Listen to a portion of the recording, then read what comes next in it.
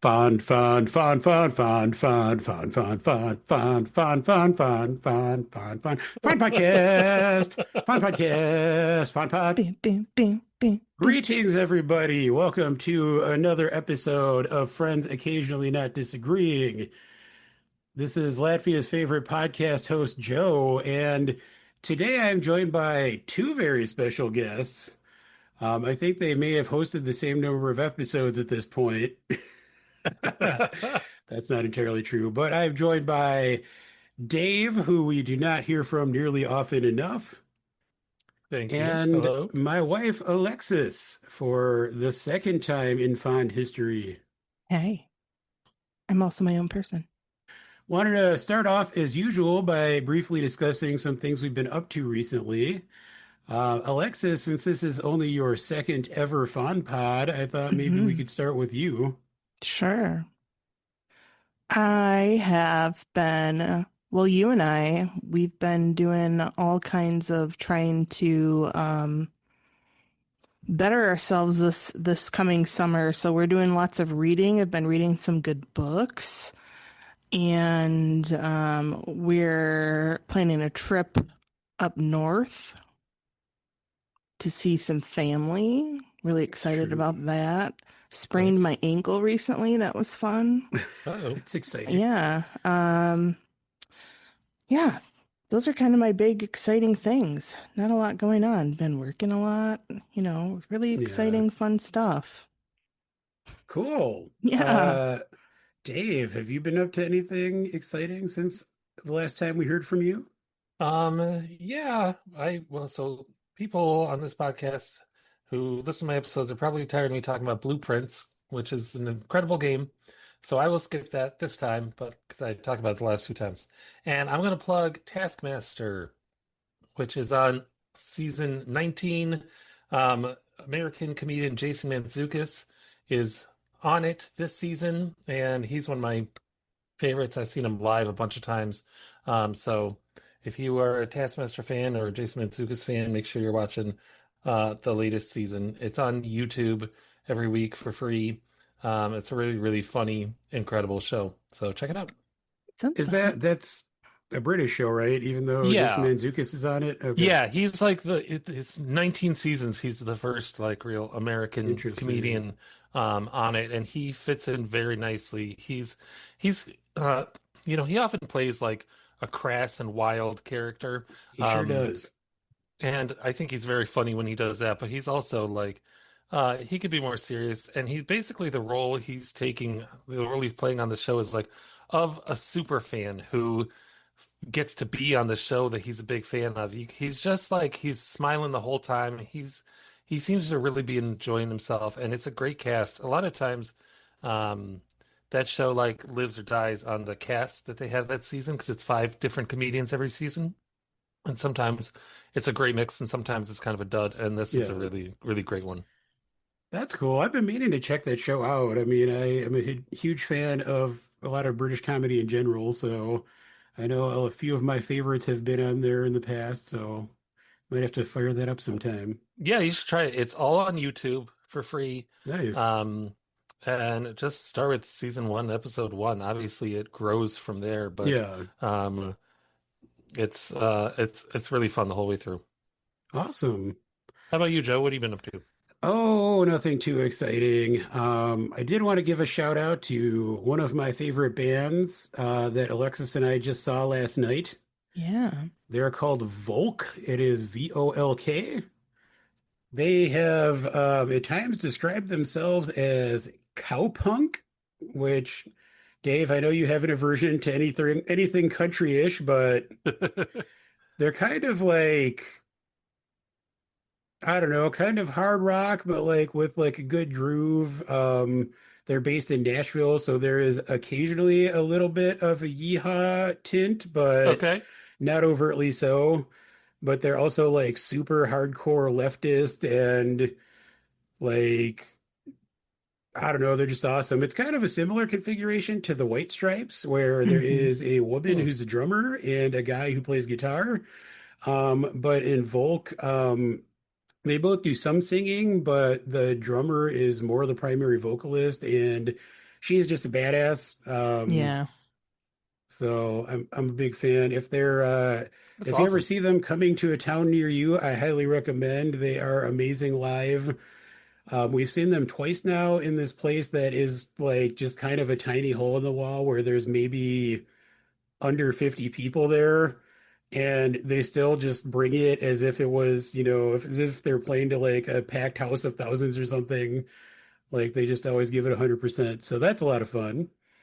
Um, and then I also wanted to mention a show that I've been enjoying recently. I don't think anyone's ever heard of it. It certainly is not very popular. It's called It's Always Sunny in Philadelphia. Hmm.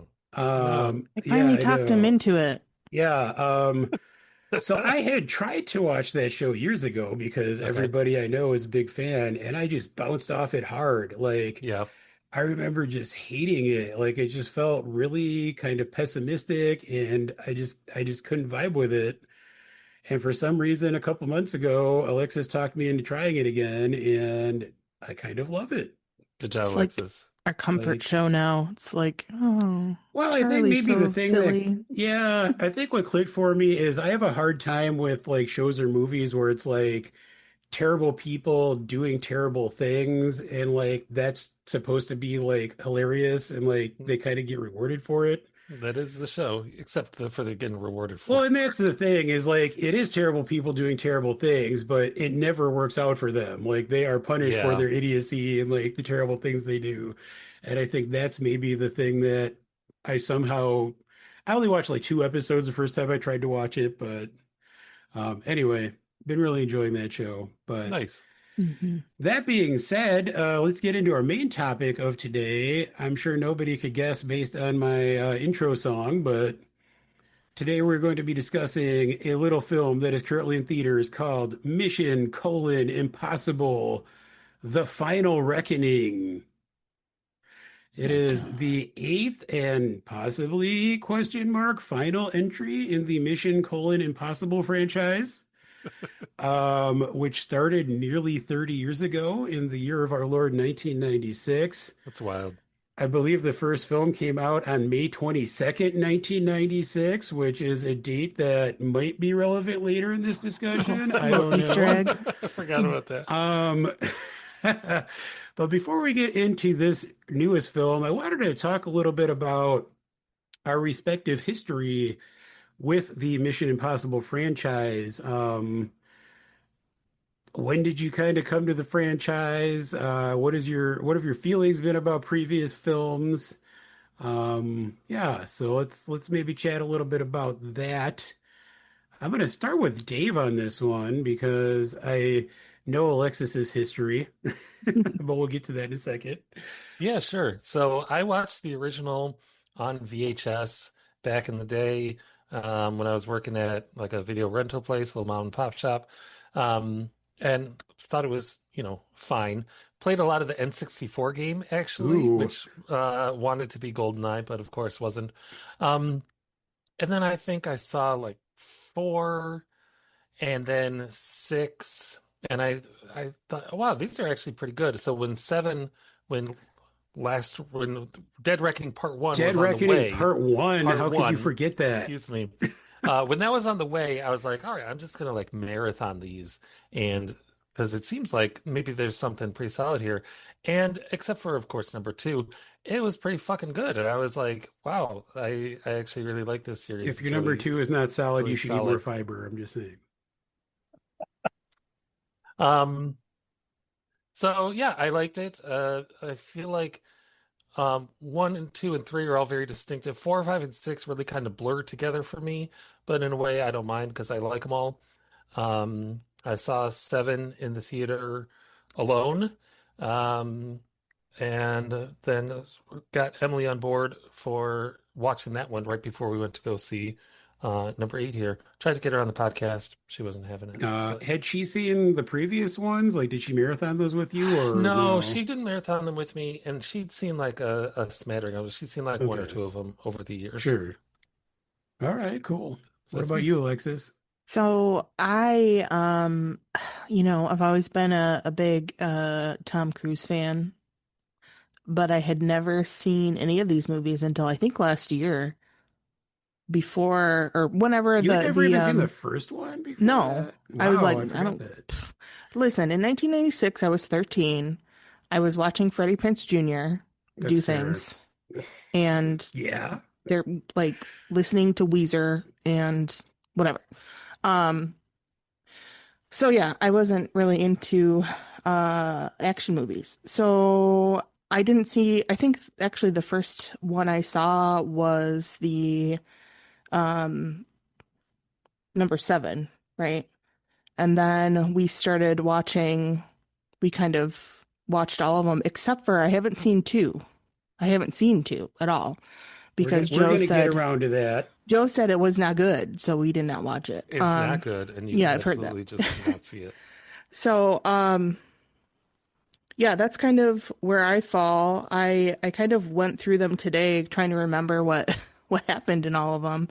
Turns out they're all kind of similar, but they're all fantastic. I any time you can see Henry Cavill with a mustache, Fuck I yeah. can get behind Henry that. Cavill reloading his biceps in the Yeah. middle of a fight. Yep. I'm in. Yes, So that's that's fair. pretty much it. All right. Yeah. So we actually, I think we all kind of came to this franchise a little bit later, it sounds like. I saw the first movie at least close to when it came out. It was actually weirdly kind of a big cultural thing. There were like parodies of it. I remember at like, the MTV Awards and like jokes about it at like the Oscars and stuff. Yeah, it was iconic, Um, right? yeah, so I mean, it's specifically the heist sequence where Ethan Hunt is being lowered into the vault to try to steal the knock list, which definitely is not something that you see 5,000 times in this movie. Um, but yeah, the first movie was kind of iconic. I enjoyed it. And then I think I actually saw Mission Impossible 2 in the theaters as well. And back in the day, I actually really liked it to the extent that I owned it on DVD. But I know that in retrospect, in hindsight, I know that it is widely regarded as the worst film in the franchise, or maybe was until recently. Um, Oh, snap. I'd but like then I to kind interject of, that you also have owned most movies on DVD or Blu-ray. that So is go ahead. true. Yeah. That is And true. I I probably think literally, I go ahead, think Dave. at that time we were like the target audience for Yeah. that too. Yeah. Young bros, like, Yeah. Tom Cruise. I mean, well, so it's worth noting, the Mission Impossible 2 was directed by John John Woo, Woo. who's like Yeah. legendary action director, and it is very stylized. Like it's a very stylized movie. Tom Cruise is riding a motorcycle. Um, it was definitely of its time. Yeah. Um, but then I got away from the franchise and I don't think I really came back to it until after the fifth one, Rogue Nation came out, and I listened to a lot of movie review podcasts, and a lot of people were talking about how amazing this series is, and especially like the previous couple entries, and so at that point, I went back and watched three and four. And really enjoyed those. I still feel like three's kind of underrated. I If agree. only I like because three. Philip Seymour Hoffman as the villain in that movie is like Yeah, chilling. he's Like I pretty great. think he is one of the great cinematic villain performances of all time. I mean, Uh, shocking. Philip Seymour Hoffman is a great actor, Yeah, but hot take. no, I completely agree that he made that movie, and that movie because of him, but also even without it, that was really good. I like that one. yeah. I I also will say think that's that. the addition of Benji in Oh, that movie, which I love a Simon Pegg. So yeah, I believe that is when Benji showed up too, and agreed. But then, I mean, four and five I really loved, and then six especially I thought was like spoiler alert. I think six is maybe the high point of the franchise. But I feel like four, five, and six, Dave. I know you said those three kind of blend together for you. I feel like they are almost their own trilogy, which I like to think Yeah. of as the Tom Cruise is actively trying to die on screen for our entertainment trilogy because I feel like really Ghost Protocol, the fourth one, is when he started like really doing all of his own stunts and like doing all these crazy things, putting his life in danger just for the sake of making these movies more compelling. Um, and I think for me, it pays off. Like, I think all of those films are kind of like unimpeachably great action films. And I will say that on balance, maybe until recently, I think the Mission Impossible franchise may be the greatest action franchise in the history of cinema. Certainly the best one that nobody Um, has watched. I don't know about that, but I don't know what to dispute it with. It's certainly the So, longest. Um, I mean, people will say Fast and Furious, but I can't say anything about that because I haven't watched any of them. So, Fast and or Furious is great in a very different way, where like this movie takes itself these movies take themselves seriously and are serious. mm, Fast and Furious, Vin Diesel takes them very seriously, and everyone else is in on the joke that these are just increasingly Yeah. ridiculous. I, Well, go ahead. I would also say, I mean, you know how I feel about the John Wick movies. Like they are Yeah. fantastic, and I will, I will stick up for that until Yeah. the day I die. I mean, Yeah. listen, I love those movies, like especially the first three, I adore them. Hmm. To me, something feels different about the Mission Impossible movies because of the practical stunt work Yeah. and like Yeah. everything that, goes into me. Like the last few movies, I think really starting with Ghost Protocol have mostly been created by Tom Cruise and the director thinking about stunts that they want to do, and then they build a movie around those stunts. It's Yeah. a pretty Which, wild so, approach. yeah, I mean, works sometimes, might not work other times, but like I think just as pure spectacle, I think they are kind of hard to beat. Yeah. And Especially, the John Wicks are basically Keanu being Keanu doing stuff, yeah, and the Mission Impossibles are definitely more well-rounded. They have a little bit of yeah. everything. Yeah. All right. Well, before we get too caught up in discussing the history of the franchise much longer, I wanted to talk a little bit more about the history of the franchise.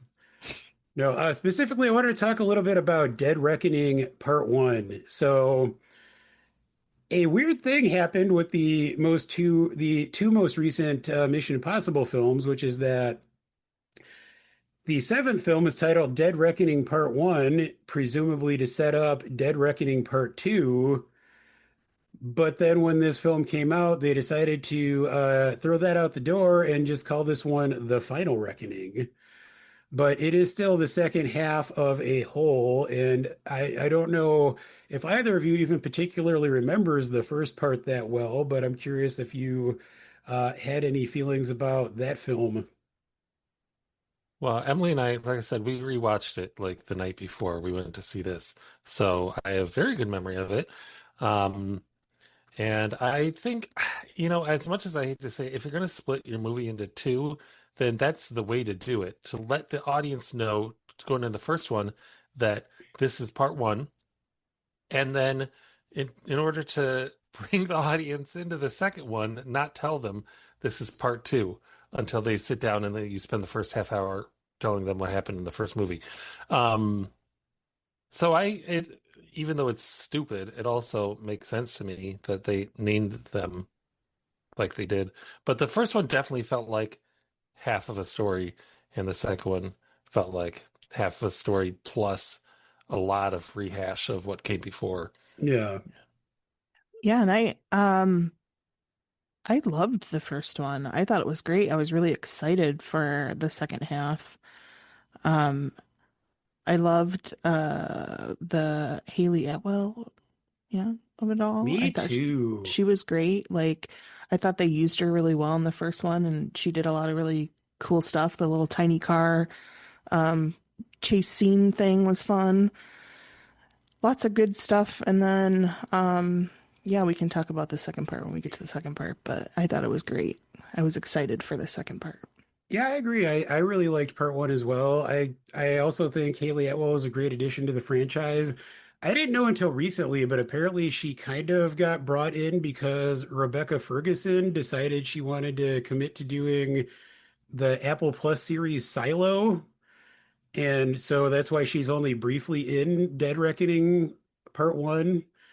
And they kind of brought Haley Atwell in just to have like another female lead. But I like her character, Grace, who's like a master thief. I thought she had a lot of good, interplay with Tom Cruise in the first one. I thought there were some great action sequences. I mean, the car scene where they're handcuffed together, I agree, was awesome. There's Hmm. also the sequence with the train that's like falling down Yeah. off the Yeah. cliff, which is kind of reminiscent of Uncharted 2 for us gamers. Um, but yeah, I really liked it overall, and I was also excited about this one. Also, I mean, because I love this franchise so much, and they kind of teased that this might be, the last film or at least some sort of send off for Ethan Hunt. I was fully expect like I was that made me more excited about this, but also I was kind of expecting it to, hit me in certain ways. And we can discuss whether that paid off or not. I do want So, to say about yeah, the first one that when they go tumbling down the Spanish steps and when the car rights itself, they switch spots in the car and they say, "Wait, what?" That's the single best joke in yeah, all eight it's movies. hilarious. I It's agree. absolutely incredible. It gets me every time, even when I know it's coming. I love it. Yeah, yes, agreed. Um, all right, so let's get into the final reckoning question mark. Very brief plot summary here because, as I kind of joked earlier, I don't, for being a 2 hour and 50-minute movie, I don't feel like there is a whole lot of plot in this film. The entity, an evil AI introduced in Dead Reckoning Part 1, is trying to take over the world's nuclear arsenals so that it can destroy all of humanity for some reason. That is the plot summary I wrote down for this film. That's It's it. Yep. very MacGuffin based, and the Yes. movies before it are MacGuffin based, but this one is the king of it, where Yeah. you have to bring the MacGuffin to the submarine to get the other MacGuffin, and then now you have that, but the bad guys stole the other MacGuffin, so you gotta go get that and attach the Yeah. MacGuffin to the MacGuffin and It's like Side trap. Quest, the movie. Yeah, it's Hmm. really, really pretty crazy. Emily, when we were watching the first one, just after like she was like a half hour into it, and she's trying to figure out like, okay, so what was on the submarine? What was happening? And I was like, just whatever Tom Cruise says needs to happen, like that's all you need to know. You just get the Yeah. thing, bring it to the other thing. It's really hard to follow otherwise, in my opinion. Yeah, I agree. And I mean, I think that is maybe a consequence of the way that they have made these movies where they don't really have a plot going into it, but also Yeah. I think I kind of got the sense that at some point after they completed Dead Reckoning Part One, it almost felt to me like they posthumously decided that they wanted to make this be the final one, or at least tease that it could be the final one. Hmm. So I felt like there were a lot of things that felt like they were kind of like added on after the fact, like reshoots or something that weren't maybe originally part of the initial script. I could see that. Um, so it is kind of hard to follow because there are just like all these things going on, but also not a lot of things actually going on. I did want to ask Dave, did you see this in IMAX or any kind of like special format? No, just at the regular theater. Okay.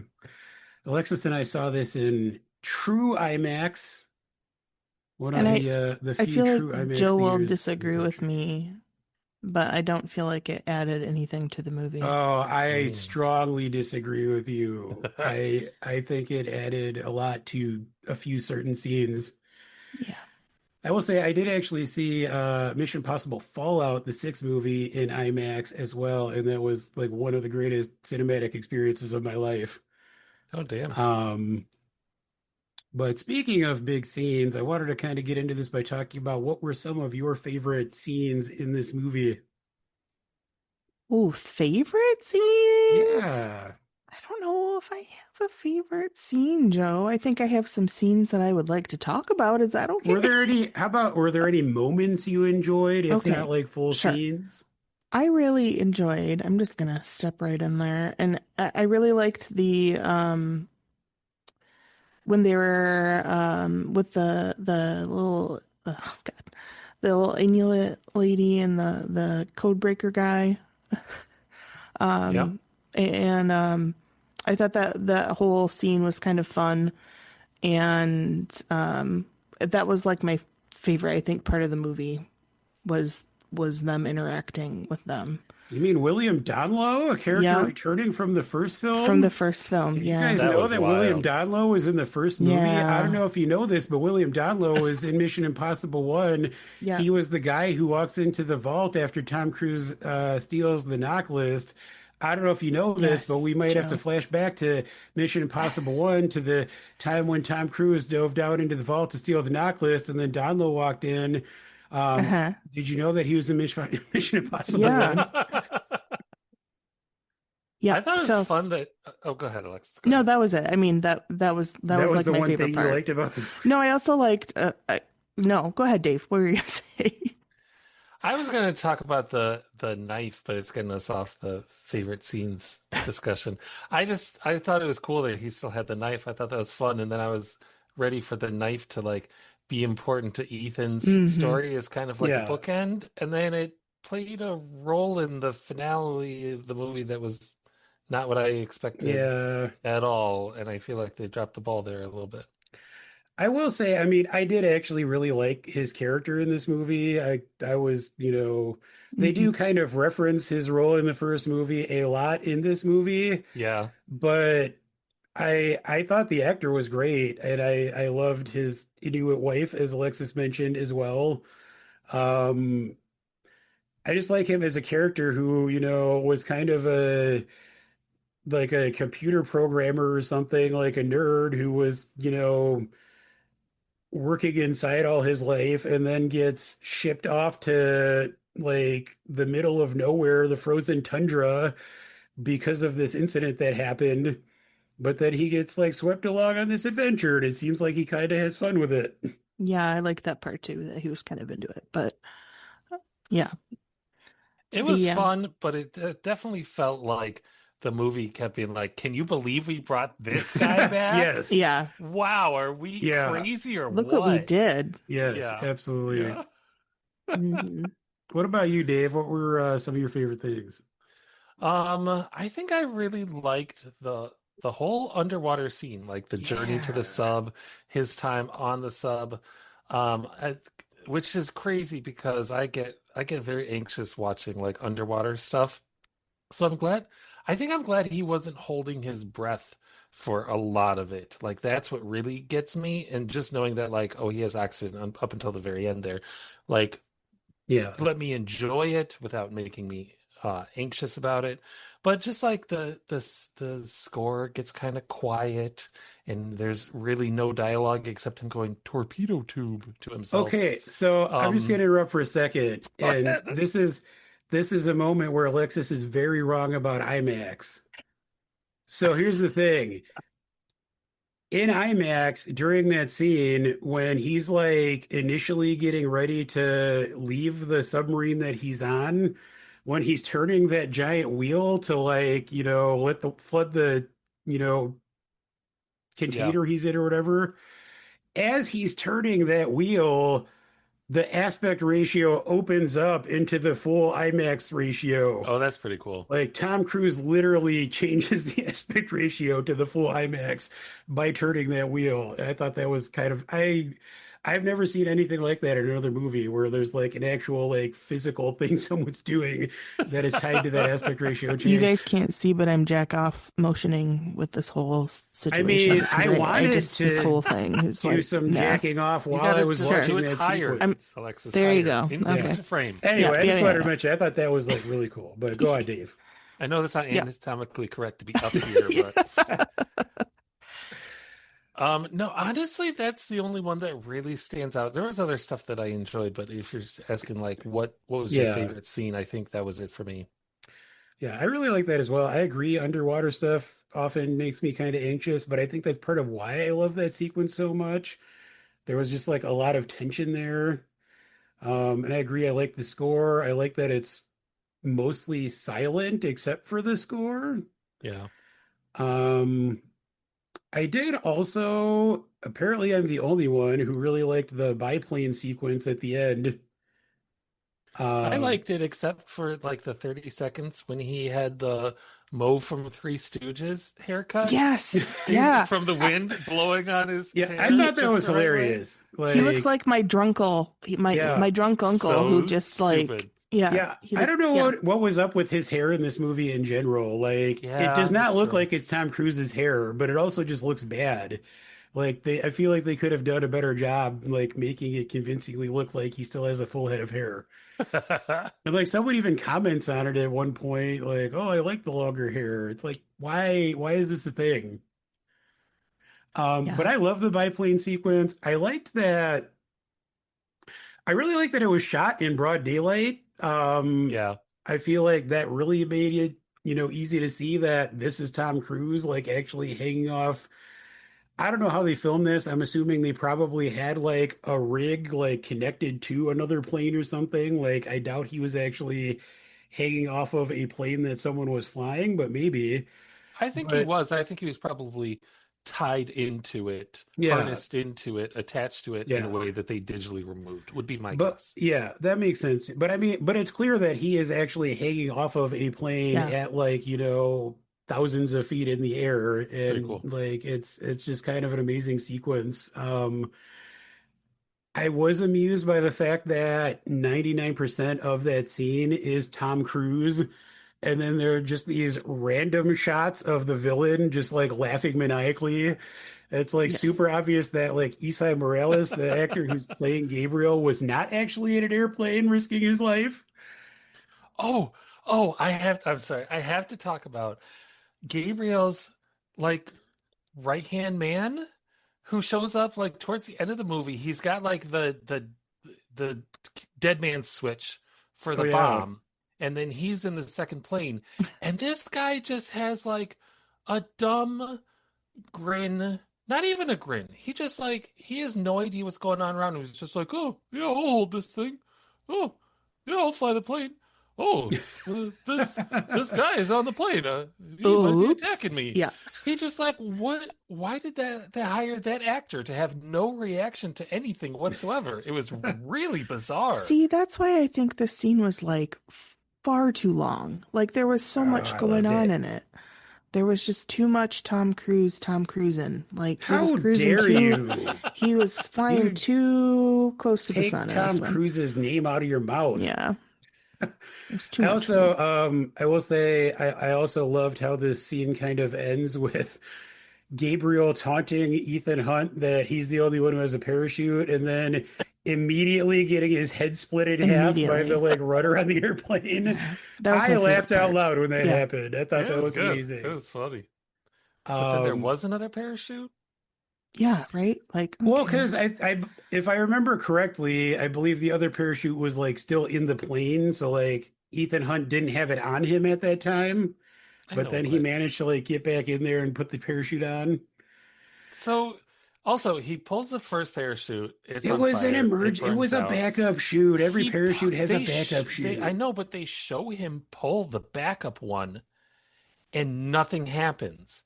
And Hmm. then like 20 seconds pass and then he falls into the clouds and but somehow the it did open. I don't know. I thought that was some Listen, we bullshit. can we can talk about stupid things in this movie in a minute. That's going to be the majority Okay, of the that's right. discussion. That's true. You're right. I have Yeah. lots of notes that I constitute also have that. Yes. lots of notes.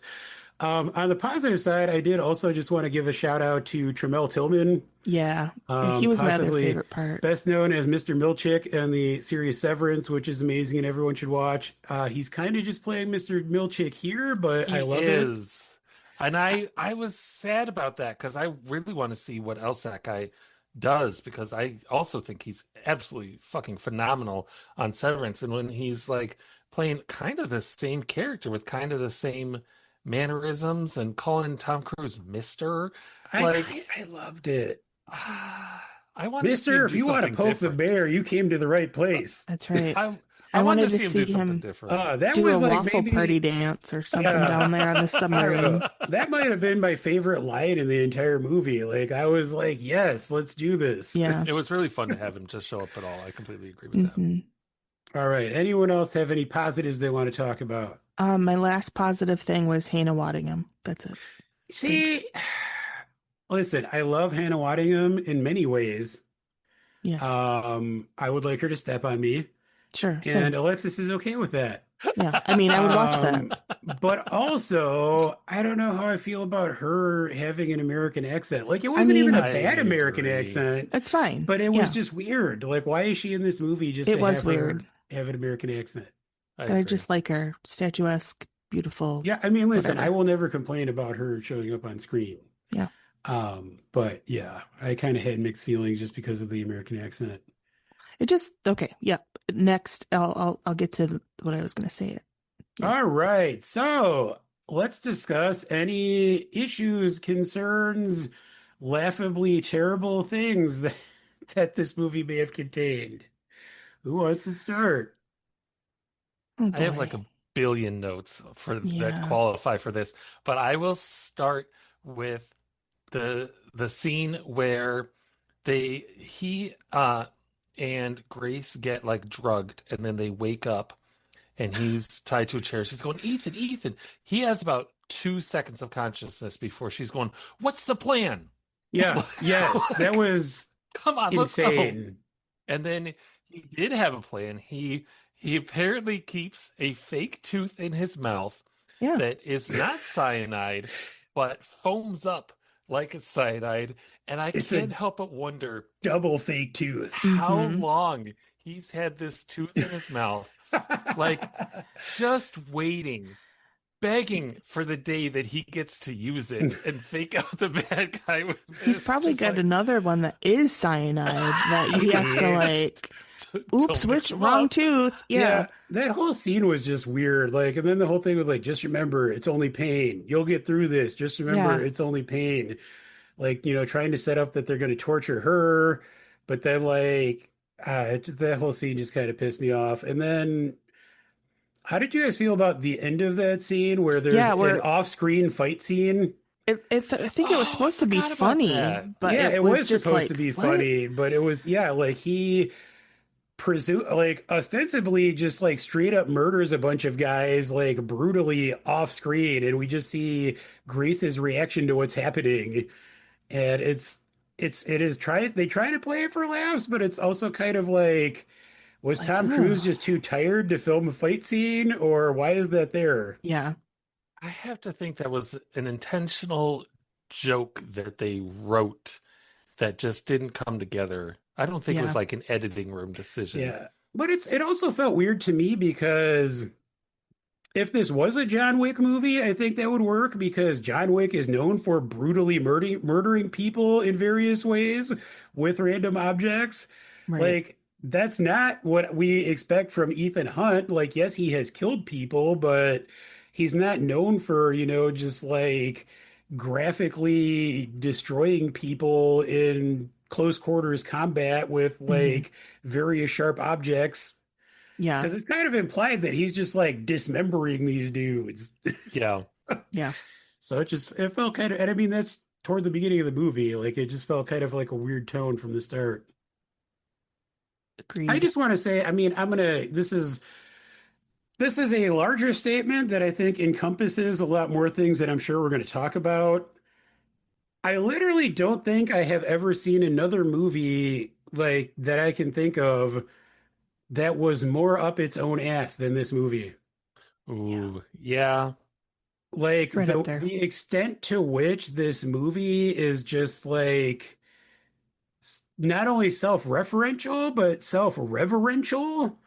Like, it feels Mm, like it just wants everyone to hold this entire franchise in the highest esteem, and Ethan Hunt is Jesus, and it's like literally the first like hour and 10 minutes of this movie is flashbacks to all of the previous Mission Impossible movies and the many times that Ethan Hunt has saved the world, and he's just so amazing, and it's like that is a lot of that is the stuff that I almost kind of feel like was added on later when they decided to try to make this feel like it could be the last Mission Impossible movie. Yeah. Like it feels like they're trying to like manipulate the audience into like, remember all the fun you've had with this franchise and all the amazing things Ethan Hunt has done. Oh man, it's all building up to this now. And the way they tell Ethan Hunt, okay, you've been right every step of the way. But maybe not this time. It's like so fucking ridiculous. That's one of the notes I have, like one of the specific notes I have. Why does Kittredge have such a hard on for trying to stop Ethan Hunt? Yeah, that's a great Like, question. I know he's like going off book, but he has literally always saved the world. Every time he has disregarded his orders, it has been to the benefit of humanity. He has literally never failed a mission and never not saved the world. He always goes Why? rogue. Why the fuck would you not trust this guy at this point? Just But like if did he or did he not go rogue this time? Because he basically had the president on his side, and she's the highest authority. So maybe this time it She wasn't went actually rogue this rogue. she time. did go rogue, Yeah, that's true. Yeah.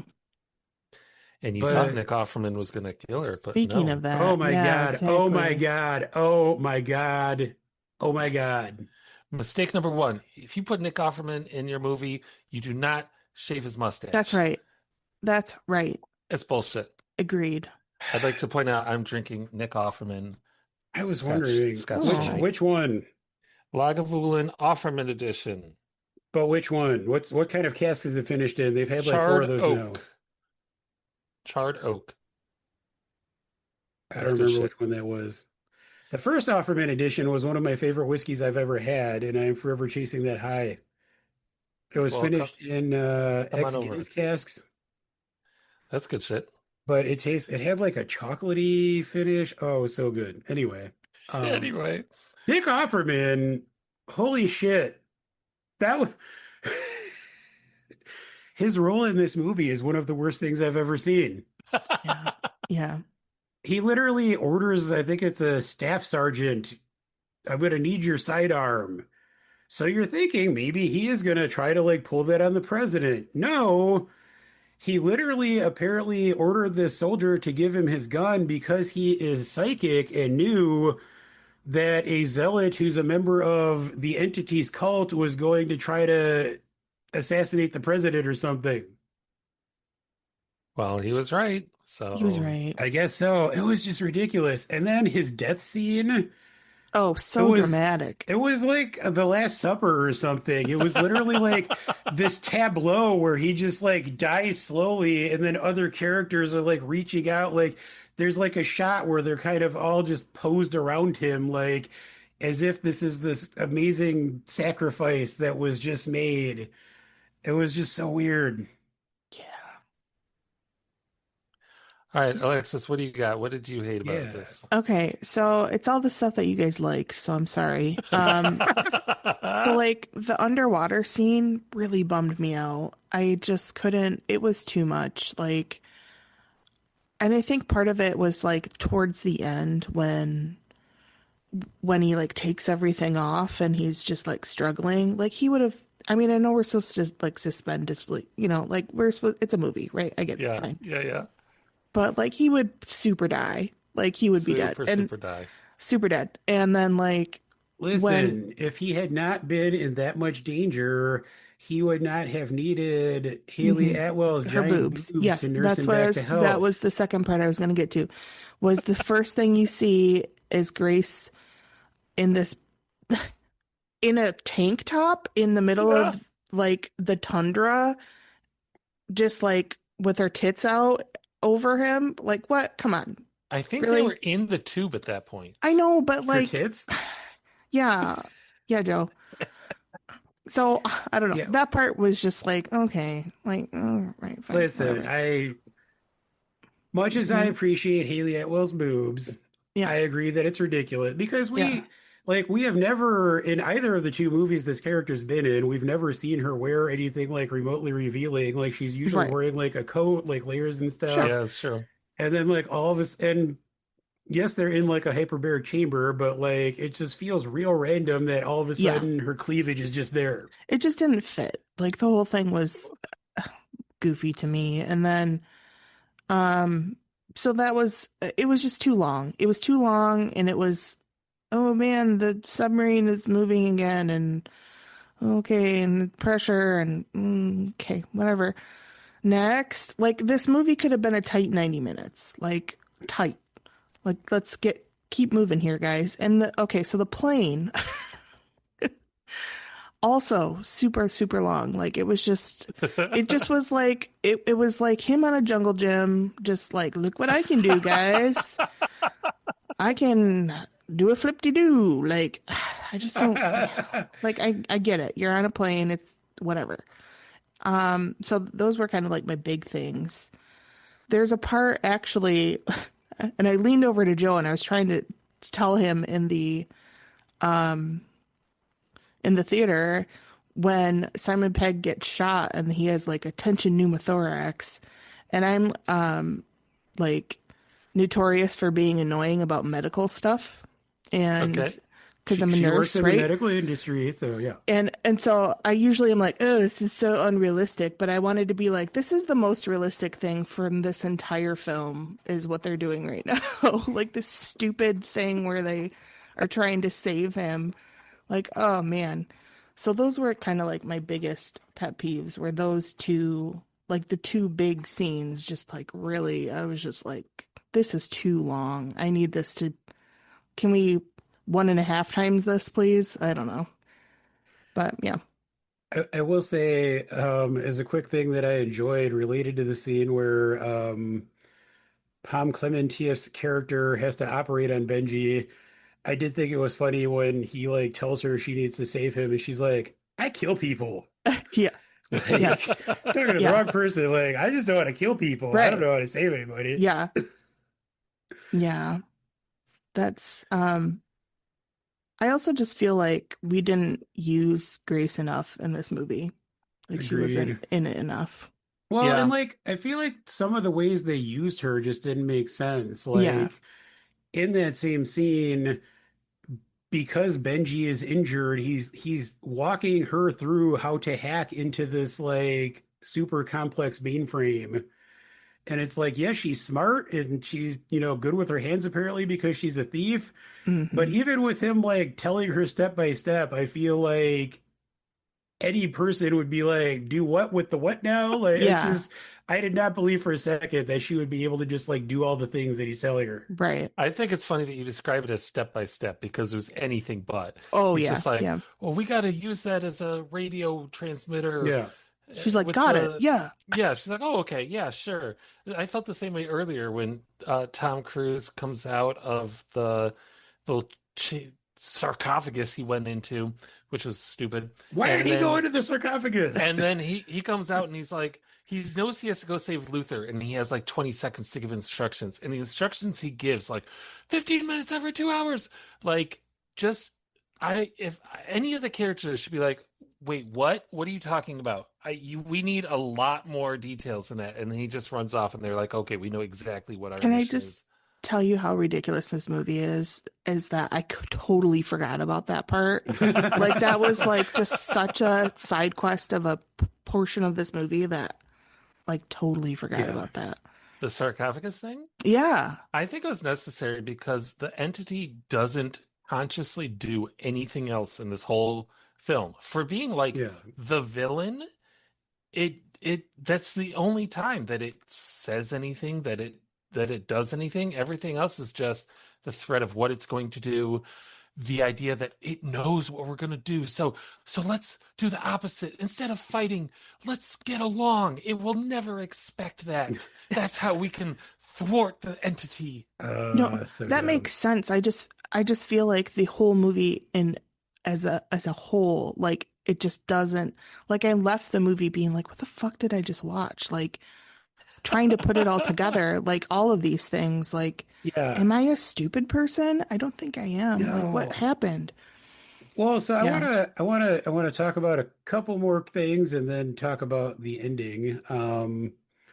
So I mentioned earlier in this movie, because they can't trust technology because of the entity, the way that Ethan Hunt is given what he needs for his mission, which is control of a battleship, an aircraft carrier, the president writes a note and seals it with her seal and tells him to give it to the commander of the aircraft carrier, who is Hannah Waddingham.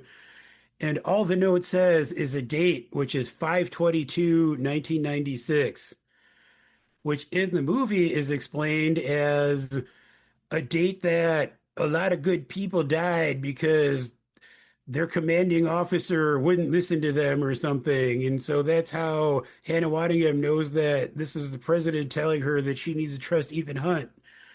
But in reality, 5/22, 1996 is the date that Mission Impossible 1 was released in theaters. Yeah. It's pretty That's how dumb. far up its ass this fucking movie is. It literally made the release date of the first Mission Impossible movie a plot point in this movie. You did a much better job than I did of remembering what the in-movie context of that date was, because it was just nonsense. It was, yeah, and it was like such a throwaway thing. Like it was complete nonsense. And Yeah. then maybe the thing that made me the most angry in this entire movie, speaking of references back to the first Mission Impossible, it turns out that Jasper Briggs, the character played by Shea Wiggum, who has been pursuing Ethan Hunt, I think he was introduced in Dead Reckoning. Yeah, yeah. He is Jim Phelps, the star of the original Mission Impossible series and villain of the first Mission Impossible film's son. Yes. For Yes. some Yeah. reason, like, there's absolutely no buildup to this. There's no reason for anyone to think that this would be a thing or to care about it. It's just randomly thrown into this movie. This character is like, by the way, my father was Jim Phelps, and I think you framed him, and I'm going to take you down. It's He shifted wildly, but not as wildly as his partner, who goes from chasing him down to pretty much no questions asked, joining yeah, that's the fair. good guy team. Which I liked that character. I liked that he was part of the team, but it Yeah, also made absolutely no sense that he was just like, you know no. what? Fuck my partner, fuck my job, fuck my duty. I'm going with you because you I guys seem like fun. mean, Jasper Briggs is kind of a dick, so if that was my partner, I might be like, all right, I'll go hang out with Tom Cruise. I want to say that at the end, when this is my biggest laugh in the theater, when he comes up to Ethan Hunt and points a gun at him, and then takes the gun away and turns it into a handshake. And then, And wait for then, it, that handshake turns into bro shake. I was yes, like, oh my that's the God. most fucking ridiculous thing I've ever Yes. seen. First of all, if you intend to handshake, to approach Ethan Hunt with a pointed gun at close range is a fucking stupid thing to Yeah. do. No matter who you are, no matter who you're pointing it at. Yeah. And then that bro shake, I was like, what is happening? This is insane. Agreed. So, I mean, let's talk about the fact that Ethan Hunt is our Lord Jesus Christ. Yeah. Like, I mean, I loved William Donlow in this movie, but there's the part toward the end where they're talking about how Ethan Hunt kind of ruined his life because if it wasn't for him, he wouldn't have been sent to like the tundra and like punished, blah, blah. And he's like, no, you don't understand. He saved my life. If it wasn't for Ethan Hunt, I wouldn't have met my wife and blah, blah, blah, blah, blah. Like, it really feels like everyone in this movie just wants to like suck Ethan Hunt's dick. Like, it's seriously like they're actually presenting him as like a messiah figure and like Yeah. all he's really done is saved everybody every step of the way.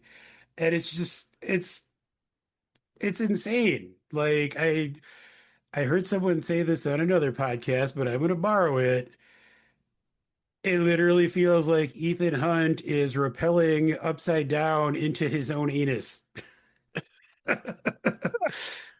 Plus, if I remember correctly, didn't he like basically give that guy X-Lax and make him like go shit himself That sounds to right. distract him? Yeah. It's funny how that particular detail is not brought up at all in this serious, like, yeah, you did me a favor, man. That time you made me go shit myself silly in the bathroom while you Yes, destroyed everything I'd been working on. Yeah. Yeah. agreed. So let's I talk also a little. Oh, go ahead. no, I was also just gonna say like I felt like it had been working up to that, and then the very end it just like solidified like, oh, yep, they actually want us to think he's God. Cool. All Yeah, right, great. yeah. I mean, so let's talk about the end of this movie. It felt to me, it felt like it was foreshadowed through the entire movie and through the marketing that Ethan Hunt was going to die in this movie, with all the build up to like, everything leads to this, all the amazing things he's done. I was fully expecting this film to end with Ethan Hunt dying. That only doesn't happen. It doesn't even come close to happening. Like, maybe they try to fake us out a little bit with the parachute thing, Yeah. but that doesn't last very long.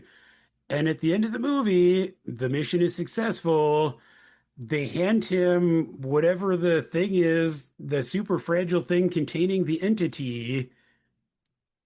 And then it feels to me like they're kind of setting this up to continue. Like, oh man, he's got some new additions to the team now. What future adventures could they have? Like, Yeah, nothing about it feels remotely final to me, except R.I.P. Luther. right. What did you guys think about all that? There was not a single moment in this movie that I thought Ethan Hunt was gonna die. Not a moment. Because it was too dramatic. Like it was too much. And I know I've said that like four times, but like it was just like he can do anything. He is Jesus. Like he walks on water, he can breathe underwater, he's a fucking fish. Like they're not gonna kill him. He is Scientology Jesus. Like whatever. Yeah, So I yeah. agree. Once Luther died, it was pretty clear that Ethan was not going to also die. Yeah. And that's unfortunate. Um, yeah, I was a little bit faked out by the parachute cloud situation where I thought maybe they actually were, to be honest. Um, but like if they had done it, I would have been really impressed that Tom Cruise's ego didn't stop that from happening. And Right. sure enough, Tom Cruise's ego Yeah. has did stop that from happening. Yeah. Yeah, I mean, the parachute thing didn't get me at all just because I feel like if they were going to kill him, I don't think that's how they would have done it. But Yeah, that's a good point. He wouldn't I, just like splat off screen. yeah, I think part of me was hoping that he would die just because that would have given this movie some meaning, like some impact.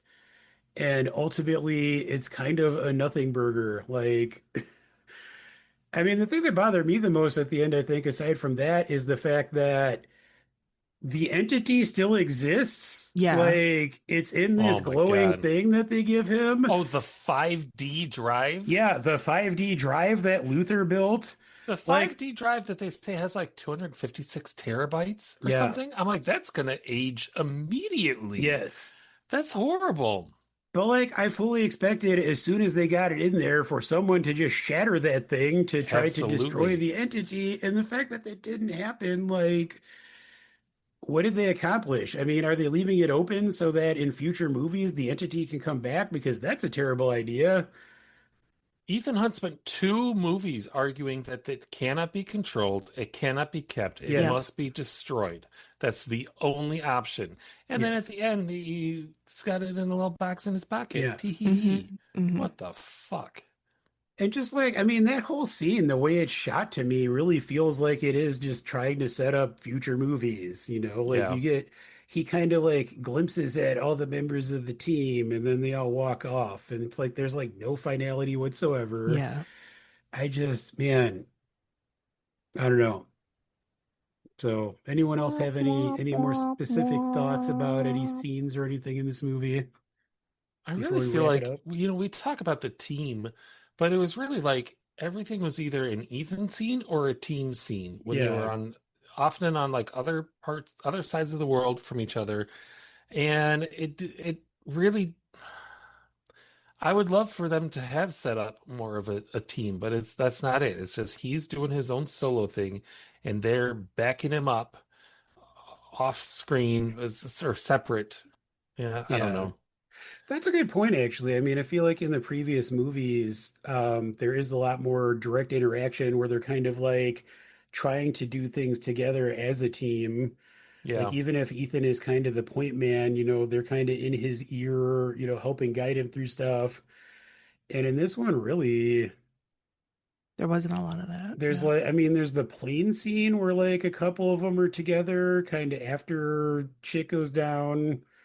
There's the part where he's nuzzled up to Haley Atwell's boobs, but like he and her have a couple scenes together, but yeah, he really doesn't have a lot of screen time with other members of the team. It's kind of weird. The fact that this movie has just like a little cuddle scene right in the Yeah, middle of it. Yeah. When the Hmm. clock is ticking, yeah. DEFCON's at like 2, about Hmm. to be Hmm. 1, and they're like, you know what, let's just fucking It's chill just in this snuggle up. Yeah. pod Yeah. for a It's few minutes. cozy. We're not Hmm. gonna have No. sex because No. Ethan Hunt is asexual, Yeah. essentially. He's got a Ken smooth area in It's He's his got true. genital that bump. area. Yeah. Yeah. Yeah.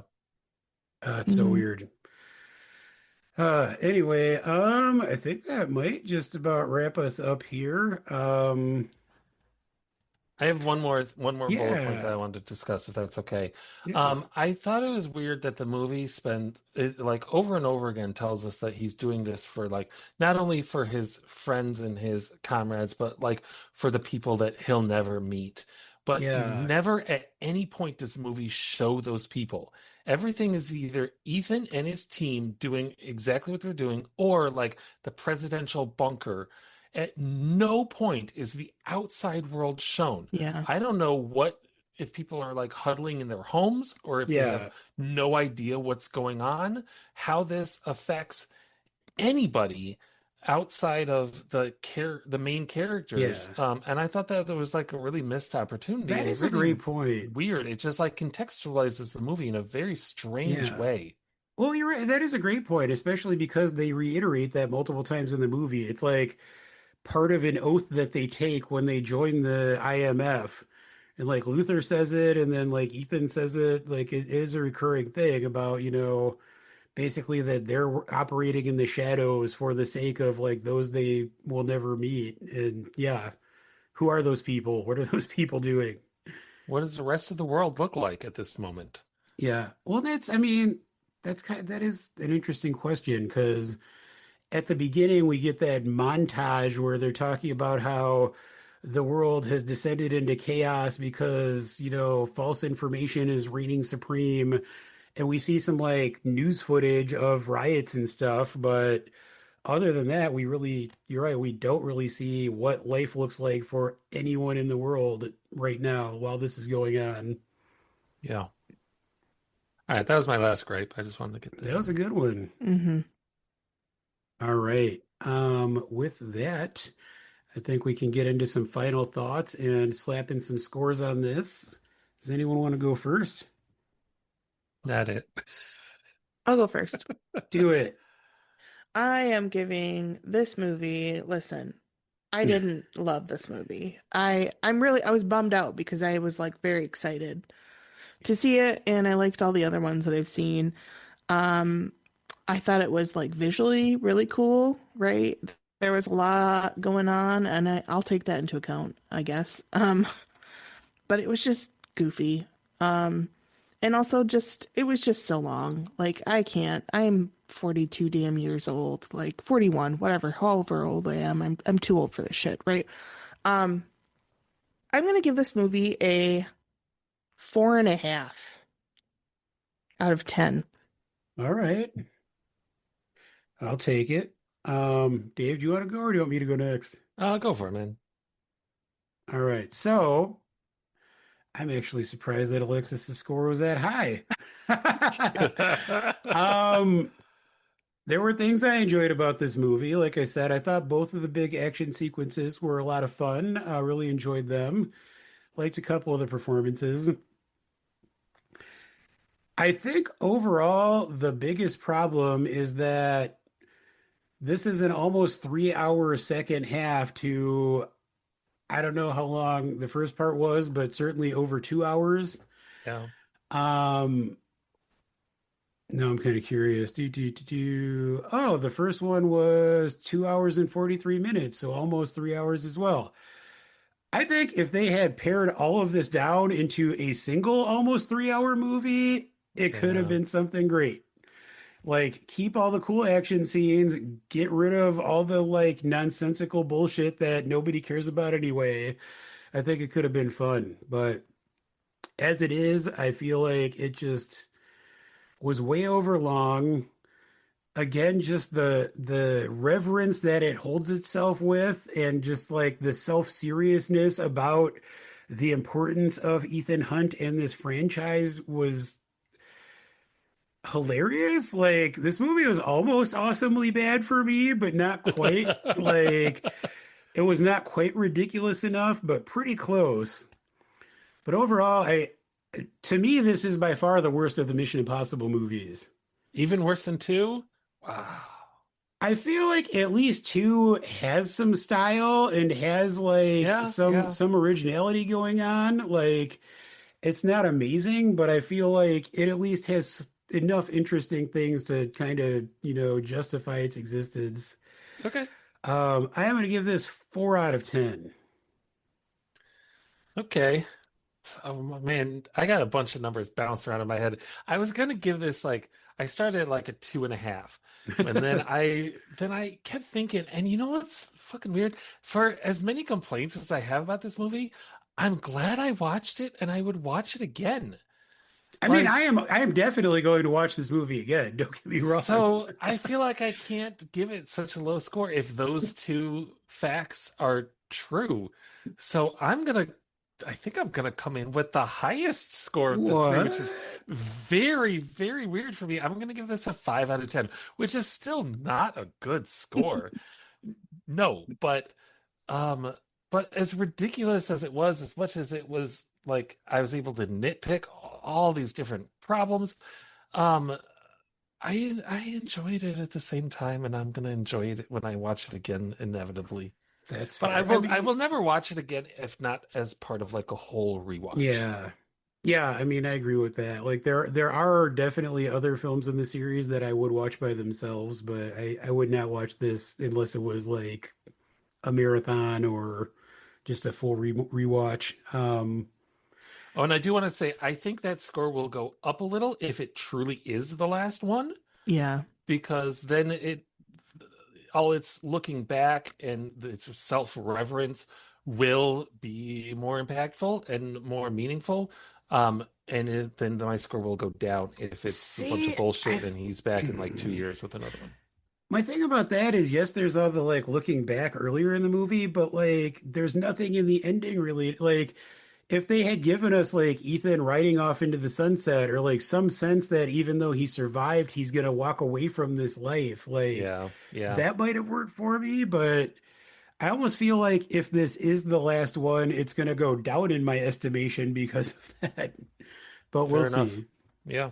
Anyway, we for now we are at an average of 4.5 out of 10 for Mission colon Impossible indeterminate punctuation, the final reckoning. That's going to do it for this episode of Friends Occasionally Not Disagreeing. On my team tonight have been Dave as the computer expert in my ear, I speak and French. I only speak French, but everyone understands me and I understand everyone. that was also hilarious. It's the Chewbacca effect. And Alexis as the bosom that nurses me back to health. That's right. Thanks for listening, everybody. Bye. Bye. Bye.